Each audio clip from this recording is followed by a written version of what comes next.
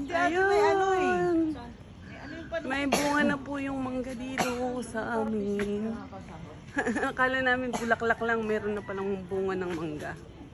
Ayan. Ayan pa lang po yung bunga. Makakatikim po ng bunga ng mangga ngayon. At nagkaroon dito ng ganito. Totoo.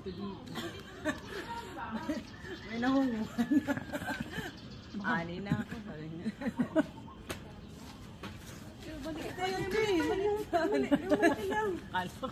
Lahat kukunin. Yung dalawa. Inaano ko kayong makikialam din sa sama ng ugali ng kalbo. Baoy. Dito pa yun. Yes.